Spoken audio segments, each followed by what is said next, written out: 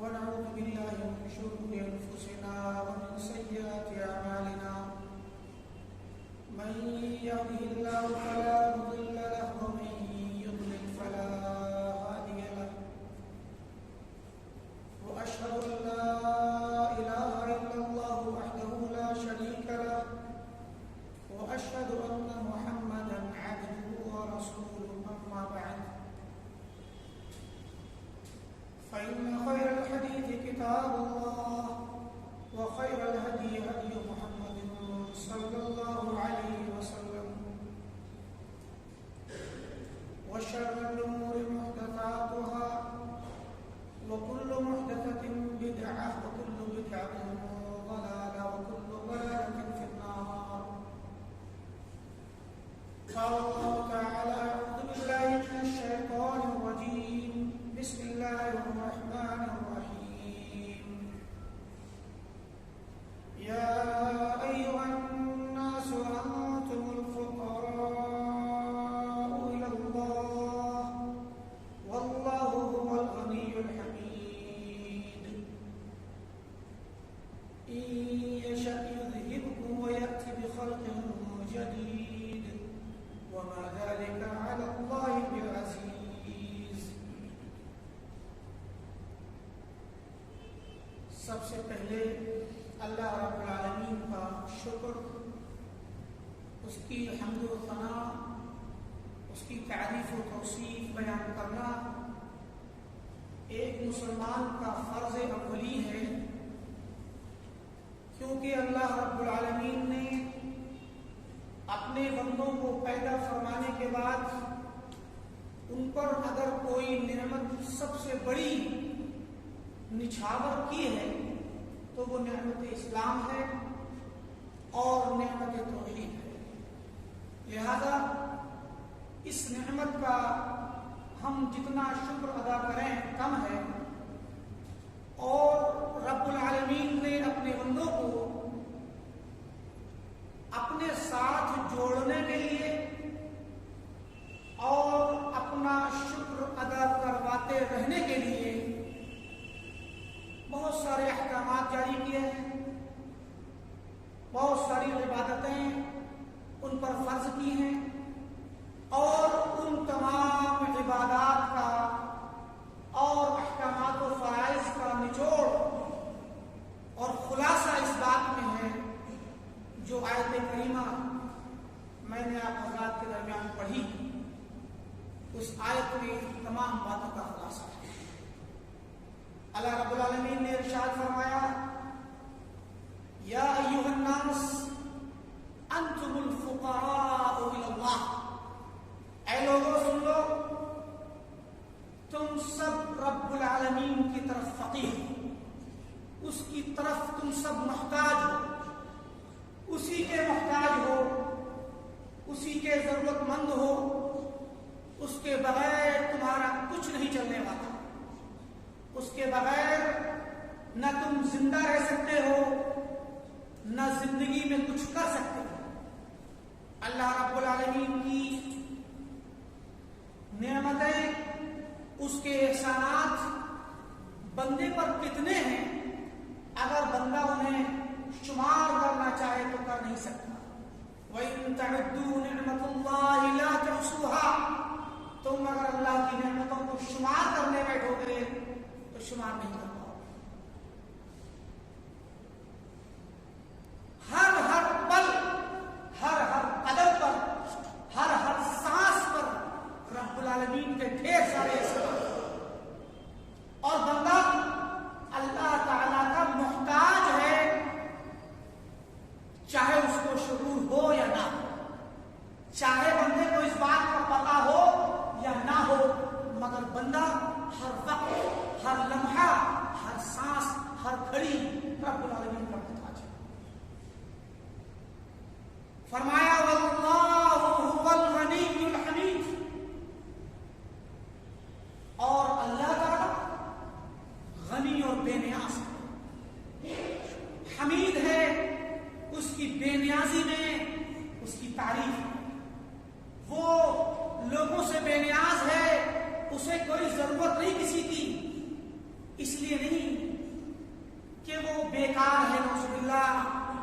وہ عاجز ہے نعوذ باللہ، اسے ضرورت ہی نہیں کسی نقص کی وجہ سے، کسی کمی کی وجہ سے. جیسے ہم انسانوں میں بہت سارے مسائل ہوتے ہیں، کبھی کسی انسان کو کسی چیز کی ضرورت نہیں ہوتی ہے کیونکہ وہ اس کا اہل ہی نہیں ہوتا، اس میں کمی ہوتی ہے، اس میں خامی ہوتی ہے. اس کی بہت ساری مثالیں روزمرہ کی زندگی میں مل جائیں گی. ایک بندہ کہتا ہے مجھے فلاں چیز کی ضرورت نہیں کیونکہ میں یہ کر ہی نہیں سکتا. بہت ساری چیزیں ہیں. اسی لیے اللہ نے فرمایا واللہ هو الغنی الحمید، رب العالمین غنی تو ہے، وہ بے نیاز ہے، بے ضرورت ہے، اسے کسی کی ضرورت نہیں، نہ بندوں کی، نہ ہی انسانوں کی، نہ جنوں کی، نہ ہی فرشتوں کی، نہ ہی کسی مخلوق کی، نہ کسی چیز کی. تو نعوذ باللہ کوئی یہ نہ سمجھ لے کہ وہ تو نیوٹرل ہے، نہ ادھر ہے نہ ادھر ہے، نہ اسے کسی چیز کی وہ ضرورت کے لائق ہی نہیں. کوئی یہ نہ سمجھ لے. اللہ تعالیٰ کی اس صفت کے ساتھ ذرا سے نقص، ذرا سی خامی کا شبہ ہو سکتا تھا، اس شبے کو دور کرنے کے لیے فرمایا الحمید، وہ اپنی بے نیازی میں لائق حمد ہے، لائق تعریف ہے، وہ پورے کمال کے ساتھ بے نیاز ہے، کسی نقص کی بنا پر نہیں، کسی خامی کی بنا پر نہیں، کسی ایسی مجبوری کی بنا پر نہیں جسے وہ کر نہیں سکتا، بلکہ وہ باکمال ہے، اس کی صفات میں کمال ہے، اس کی ذات میں کمال ہے، اور وہ انتہا درجے کے کمال کا مالک ہے جس کی کوئی انتہا نہیں، جس کی کوئی حد نہیں. اور اس کمال میں اس کی تعریف ہے، اور اسی کمال کا حصہ ہے کہ وہ بے نیاز ہے. اس نے بندوں کو اپنا محتاج بنایا ہے، یہ اس کا کمال ہے، اور خود بندوں سے بے نیاز ہے، یہ بھی اس کا کمال ہے، اور اس کو اس کی تعریف ہے. وہ تعریف کے گانے کا مستحق ہے. آگے اسی کمال کی وضاحت کرتے ہوئے فرمایا ان یشاء یذھبکم، تم کیا سمجھتے ہو تمہیں پیدا کیا ہے، تم پر 5 وقت نماز فرض کی ہے، روزے اور زکات فرض کی ہے، تو کیا اس کو ضرورت ہے؟ اگر تم سرکشی دکھاؤ گے اور اس کی عبادت سے منہ موڑو گے تو سمجھ لو ان یشاء یذھبکم، وہ جب چاہے تمہیں ملیا میٹ کر سکتا ہے، جب چاہے صفحہ ہستی سے مٹا سکتا ہے، وَيَأْتِ بِخَلْقٍ جَدِيدٍ، اور ایک نئی مخلوق پیدا کر سکتا ہے. وَمَا ذَلِكَ عَلَى اللَّهِ بِعَزِيزٍ، اور یہ چیز رب العالمین پر مشکل نہیں ہے، رب العالمین کے لیے کام مشکل نہیں ہے. لہذا یہ اس کا کمال ہے، یہ اس کی قدرت تامہ ہے، یہ اس کی مطلق اور ایبسولوٹ پاور ہے کہ رب العالمین ہم سب سے بے نیاز ہے. پتہ چلا اس آیت کریمہ نے ہماری زندگی کی حقیقت واضح کی،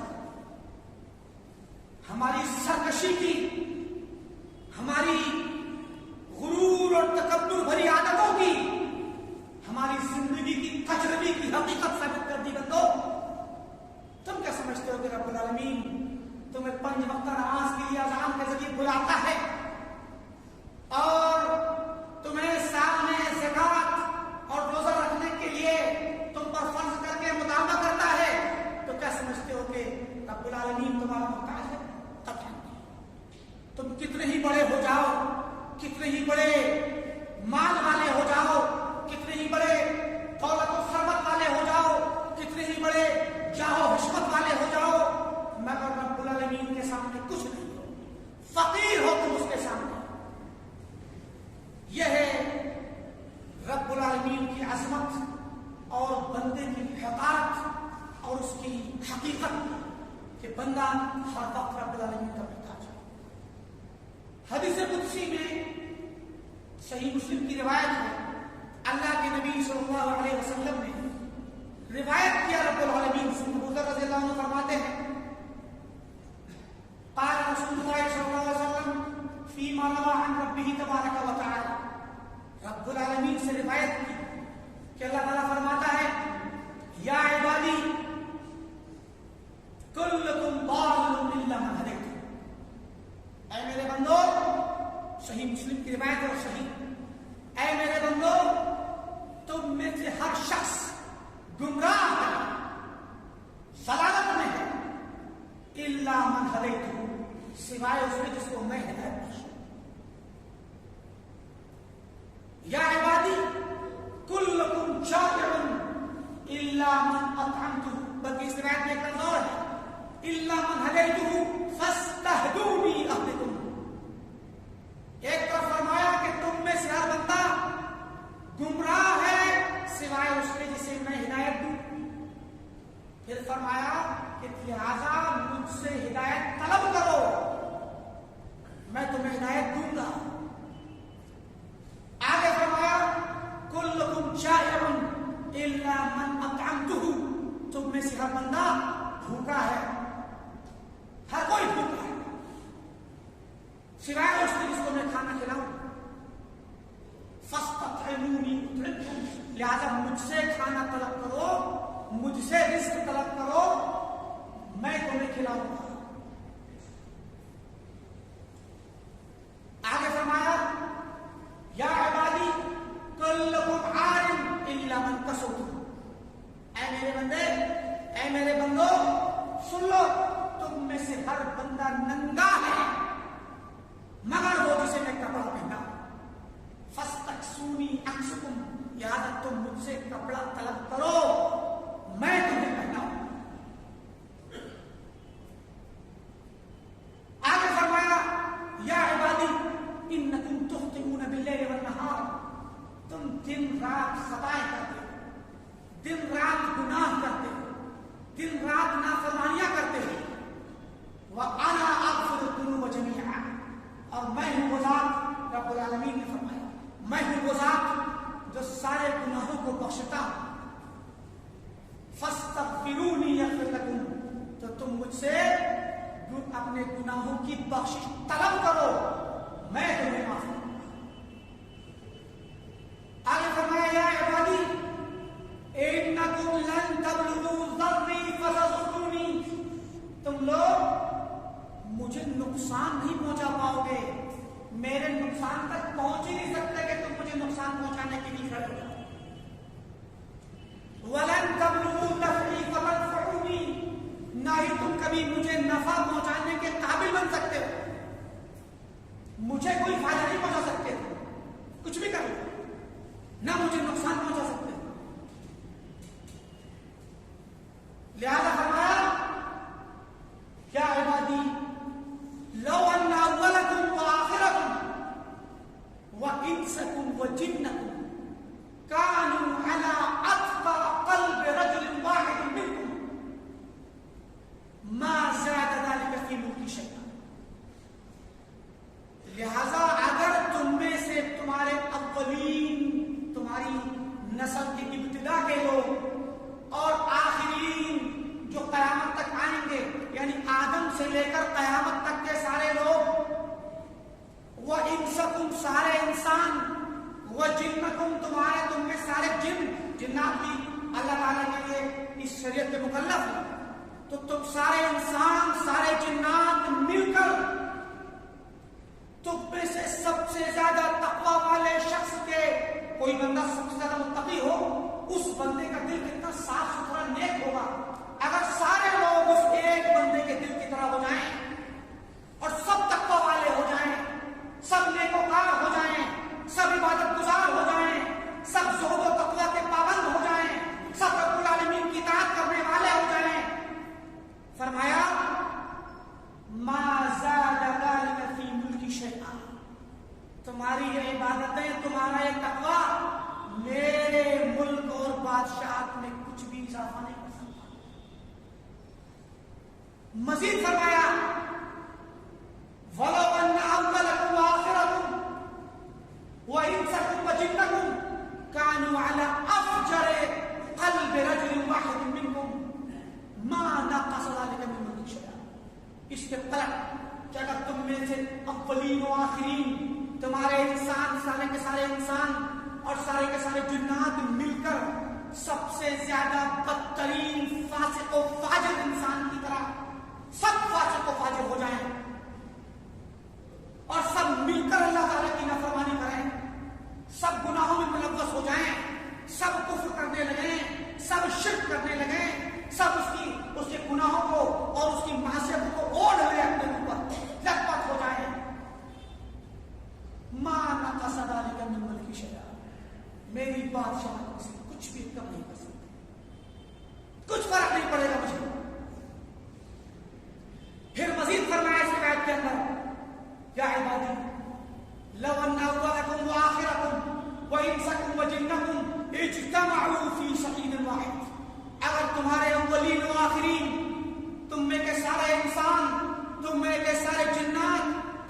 میدان میں اکٹھے ہو جائیں. فَسَأَلُونِي، اور ہر بندہ اپنی خواہشات کا سوال کرے، اپنی تمناؤں کو، آرزوؤں کو، ضرورتوں کو رب کے سامنے رکھے. فَأَعْطَيْتُ كُلَّ إِنسَانٍ مَسْأَلَتَهُ، اور میں ہر شخص کو اس کے مانگ کے مطابق اس کی مانگ پوری کر دوں، جو مانگے میں سب دے دوں. فرمایا مَا نَقَصَ ذَلِكَ مِمَّا عِندِي كَمَا يَنقُصُ إِلَّا كَمَا يَنقُصُ الْمِخْيَطُ إِذَا أُدْخِلَ الْبَحْرَ. اگر میں سارے لوگوں کو ان کی مانگ پوری کر دوں، جو وہ چاہتے ہیں، اور دے دوں، فرمایا میرا یہ عطا کر دینا، اس سے میری بادشاہت میں جو میرے پاس خزانے ہیں، ان خزانوں میں سے کچھ بھی کم نہیں کرے گا سوائے اتنا. مثال کے طور پر فرمایا جیسے کہ اگر سمندر میں ایک سوئی ڈالی جائے تو اس سوئی کے نوک پر کتنا سا پانی آئے گا، سمندر میں سے کیا کم ہوگا، ویسے ہی فرمایا میری بادشاہت اور خزانوں میں سے اتنا ہی کم ہوگا. تم سب کو میں تمہاری آرزو کے مطابق دے دوں. یہ ہے رب العالمین کی شان. یہ حدیث اور اس کے اندر الفاظ ہیں، لمبی حدیث ہے. یہ ہے رب العالمین کی شان، یہ ہے رب العالمین کا کمال، یہ ہے رب العالمین کی قدرت، اور یہ ہے اس کا غنا، اس کی بے نیازی، اور بندوں کی فقیری، ان کی محتاجگی، بندوں کی کمزوری، ان کی حقارت، اور رب العالمین کے سامنے ان کی کمزوری اور عاجزی. اس حدیث سے ہم اندازہ لگا سکتے ہیں. لہٰذا ایک مسلمان پر فرض ہے کہ وہ اپنی اس فقیری اور محتاجگی کا احساس ہم وقت رکھے. مفسرین نے اس آیت کریمہ کی تفسیر میں بہت زیادہ تفصیل کے ساتھ وضاحت کی ہے. اس آیت کریمہ کے اندر الفقراء الی اللہ، بندہ اللہ کا کیسا فقیر ہے، کس طرح کا محتاج ہے. بندہ اپنی پیدائش سے لے کر پیدا ہونے میں بھی رب کا محتاج ہے. رب العالمین اگر پیدا نہ کرے تو بندہ پیدا نہیں ہو سکتا. ماں کے پیٹ میں پرورش کرتا ہے رب العالمین 9 مہینے تک. اس کے بعد جب بچہ اس دنیا میں جنم لیتا ہے تو اس بچپنے سے لے کر کے بڑھاپے تک ہر لمحہ زندگی گزارنے کے لیے بھی محتاج ہے، اس کی تربیت کے لیے بھی محتاج ہے، اس کی تعلیم کے لیے بھی محتاج ہے، اور سب سے زیادہ اس کی ہدایت کے لیے محتاج ہے. خطبہ مسنونہ جو ہر جمعے کے دن آپ کے سامنے عربی زبان میں پڑھا جاتا ہے، من یہدہ اللہ فلا مضل لہ، جسے اللہ ہدایت دینا چاہے اسے کوئی گمراہ نہیں کر سکتا. ومن یضلل فلا ہادی لہ، اور جسے گمراہ کرنا چاہے اسے کوئی ہدایت نہیں. پتا چلا کہ رب العالمین کے اس پیغام کو اللہ اس کے رسول نے اس طریقے سے بار بار مومن کے کان میں بار بار پہنچایا. ہم صلات ادا کرتے ہیں 5 وقت نماز کی ہر رکعت میں اہدنا الصراط المستقیم، ہر نماز میں رب العالمین سے دعا کرتے ہیں کہ رب ہمیں صراط مستقیم کی ہدایت دے، صراط مستقیم کی ہدایت پر رکھ، برقرار رکھ، ہر قدم پر ہدایت دے. اس کی ہدایت کے بغیر سب سے پہلا جملہ اس لمبی حدیث میں تھا کلکم ضال الا من ہدیتم فاستہدونی اہدکم، تم مجھ سے ہدایت طلب کرو میں تمہیں ہدایت دوں گا. لہذا بندے مومن کا فرض ہے کہ وہ رب العالمین سے ہدایت طلب کرے، اس کی طرف اپنی محتاجگی کا احساس کرے، اس کو اپنا رب مانے، اور اس کے سامنے آ کر کے اپنی ضرورتوں کو رکھے. اسی چیز کی تربیت اللہ کے نبی صلی اللہ علیہ وسلم نے بار بار دی ہے. ہر طرح کے احکامات میں اللہ نے، اس کے رسول نے اہل ایمان کو اس بات کی ترغیب دی ہے کہ وہ رب العالمین سے اپنا تعلق جوڑیں، اس کی عبادت کی طرف آئیں، اور اپنی عبادت میں اس بات کا احساس کریں کہ رب نے اگر توفیق دی تب تو عبادت کر پائیں گے، رب نے توفیق نہ دی تو عبادت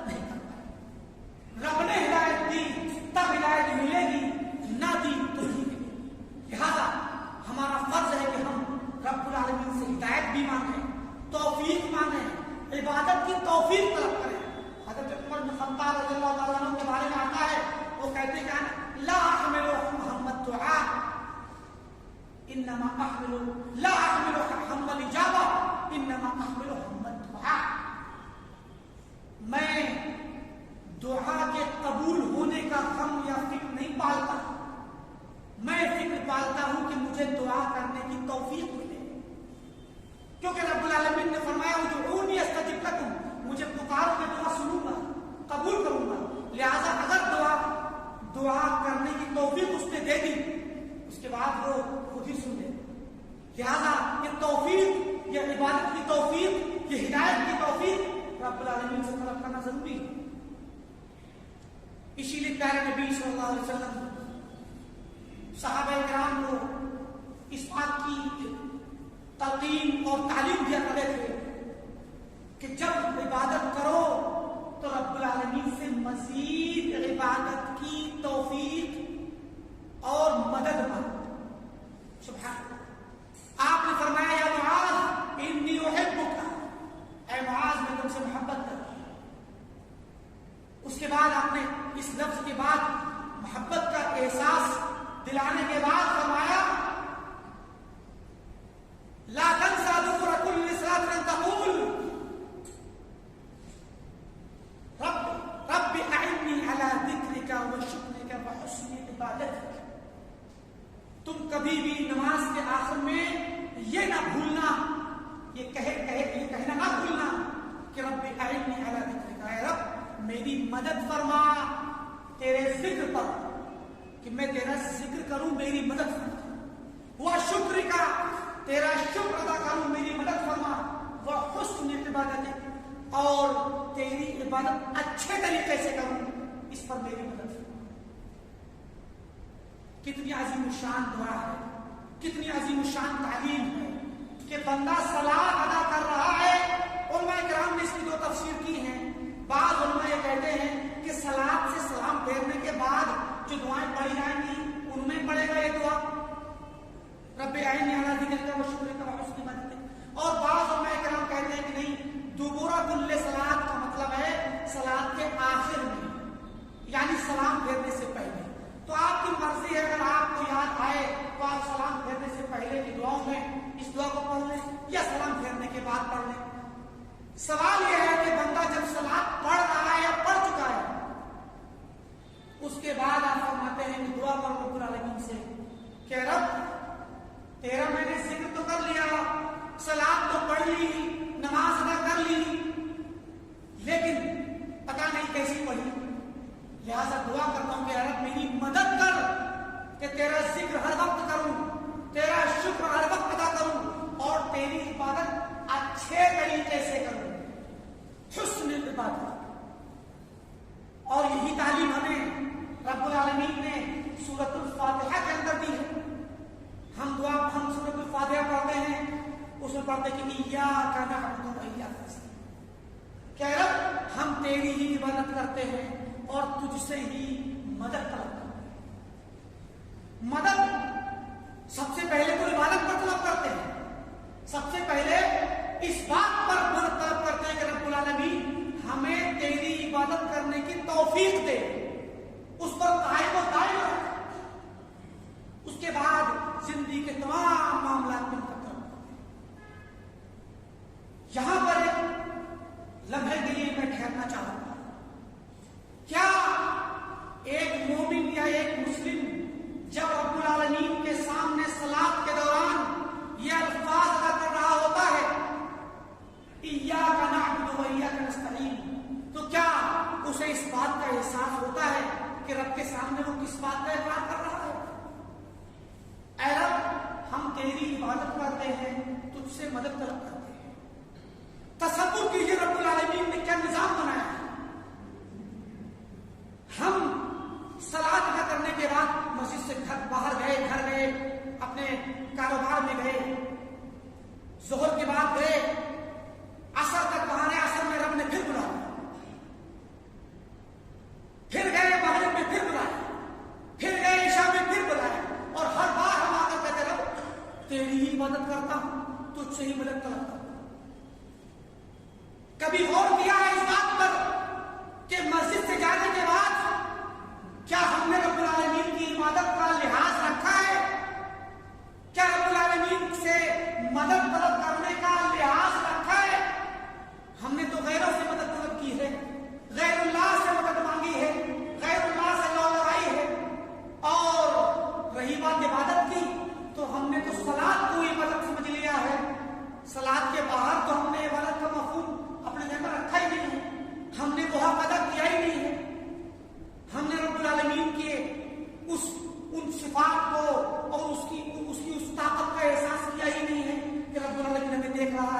ہم لوگوں کے ساتھ دھوکہ کر رہے ہیں، ہم غش کر رہے ہیں، ہم جھوٹ بول رہے ہیں، ہم ظلم کر رہے ہیں۔ الغرض لوٹ کے آتے ہیں پھر کہتے ہیں اللہ ہم تیری ہی عبادت کرتے ہیں۔ اس کی مثال تو ایسے ہوئی جیسے کہ ایک کمپنی میں یا کسی فیکٹری میں کسی بندے نے ایک فیکٹری لگائی ایک خاص مقصد کے لیے، اس میں ورکر رکھے اور ان ورکروں کو ہر 2-3 گھنٹے کے بعد وہ اپنے آفس میں بلاتا ہے اور ان سے پوچھتا ہے کہ تم لوگ کام کیسا چل رہا ہے؟ کہتے ہیں سب جناب کام بہت اچھا چل رہا ہے، ہم بہت محنت سے کام کر رہے ہیں۔ جبکہ وہ کیمروں سے واچ کر رہا ہے، دیکھ رہا ہے کہ یہ بندہ ٹھیک سے ڈیوٹی نہیں کر رہا، ٹھیک سے کام نہیں کر رہا۔ وہ آگے سوال کرتا ہے اور اس کے سامنے وہ کہتا ہے کہ جناب میں تو ٹھیک سے ڈیوٹی کر رہا تھا۔ اور جب وہ بندہ، جب وہ باس یا ذمہ دار جب اس کے سامنے اس کی پول کھولے گا، کیمرہ دکھائے گا، ریکارڈنگ دکھائے گا، تو بتائیے اس کو کیا احساس ہوگا؟ اور جب اس کو ڈانٹے گا تو کیا احساس ہوگا؟ ہماری مثال بھی ایسے ہی، ہم 5 وقت کی نماز میں ہر رکعت میں 4 رکعت میں 4 مرتبہ، تو 2 رکعت میں 2 مرتبہ اور 3 رکعت میں 3 مرتبہ رب سے کہتے ہیں کہ رب ایاک نعبد و ایاک نستعین، ہم تیری ہی عبادت کرتے ہیں اور تجھ سے ہی مدد مانگتے ہیں۔ تھوڑی دیر پہلے نہ رب العالمین کی عبادت کا احساس تھا، نہ عبادت کا پاس لحاظ تھا، نہ اس سے ہم نے مدد مانگی۔ تھوڑی سی مصیبت آئی گھر پہ، فوراً غیر اللہ کے ہاں چلے گئے، فوراً جادوگروں کو بلا لیا اور اپنے گھر کے آسیبی مسائل ہوں یا اس طرح کے مسائل ہوں چھاڑ پھوڑ کرا لیا، شرک و بدعت میں مبتلا ہو گئے اور لوٹ کے آئے نماز پڑھنے کا رب العالمین تیری ہی عبادت کرتے ہیں اور تجھ سے ہی مدد کرتے ہیں۔ ہمارا یہ جھوٹ، ہماری یہ حقیقت سے دوری اور یہ دروغ بیانی، ہمیں احساس کرنا چاہیے کہ رب العالمین کے یہاں جہاں وہ ہمارے اعمال بد درج ہے، ریکارڈ ہے، وہیں یہ ہمارا اقرار ہی ریکارڈ ہے۔ اللہ رب العالمین سے دعا ہے کہ اللہ رب العالمین ہمیں صحیح معنوں میں اس کی عبادت کرنے کی توفیق عطا فرما۔ اللہ رب العالمین ہمیں صحیح معنوں میں اپنا محتاج بنا۔ اللہ رب العالمین ہمیں صحیح معنوں میں مومن کامل بنا، اور جو ہم کہیں اپنی زبان سے اس پر عمل کرنے کی توفیق دے۔ بارک اللہ لي ولكم في القرآن العظيم ونفعني وإياكم بالآيات والذكر الحكيم، إنه تعالى جواد كريم ملك رؤوف